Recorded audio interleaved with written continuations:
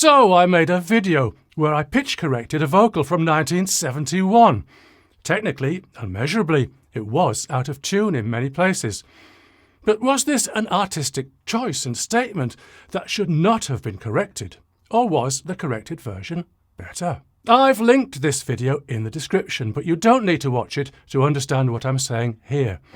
But if you watch it now or later, you can go directly to the comparison between corrected and uncorrected at 19 minutes and 10 seconds. Now, despite that I started the video by saying, I'm going to do a bad thing, I tried to be as neutral as possible about pitch correction, although I did make it clear that I use pitch correction as and when I need to in my own work. I did say, and I should say again, that I dislike automated pitch correction.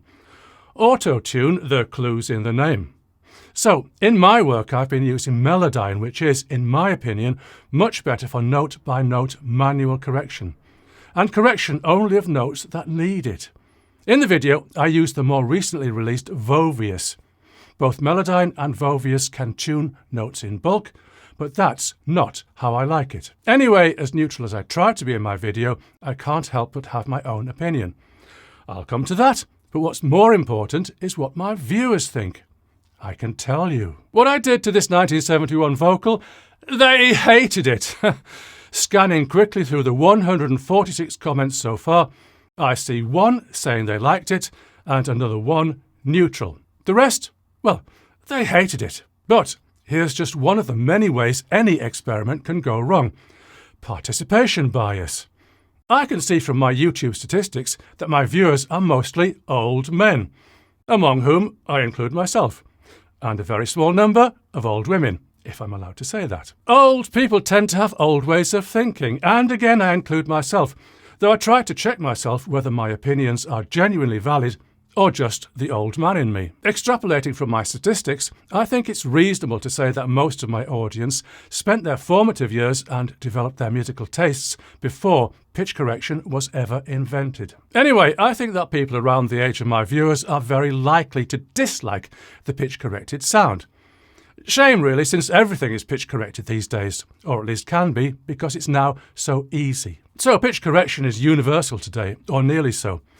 What can we do? Well, nothing, like Canute demonstrating that not even someone with kingly powers can hold back the tide. Same with AI. It's here and it's not going away. But that isn't the question here. The question is whether pitch correction should be applied to recordings of the pre-auto-tune era.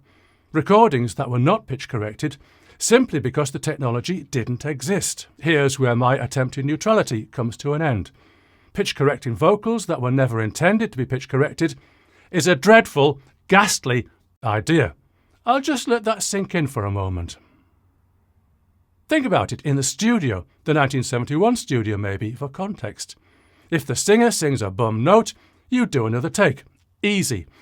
If the singer sings a bum note, then either he, she, or the producer says, let's leave it in for texture. They've left it in for texture. Either way, or whatever way, within the constraints of time and budget, whatever left the studio and made its way onto vinyl was what the musicians, producer, and label approved. That is the definitive version. There's nothing to be corrected. Should we worry? Well, we've been here before. Remastering. A dreadful, ghastly thing, for the most part. OK, when CD first came out, existing material needed to be remastered for the new format. Whether it was done well is a question to be explored in another video. Then came what some would call the CD Golden Age, and then the remasters, louder and louder on each remaster and re-remaster, reducing the dynamic range and making lovely, sweet music really rather hard to listen to. But that's not the worst. The worst is they took away the originals, the best versions, so all we can listen to on streaming services are remasters. What if this happens with pitch correction?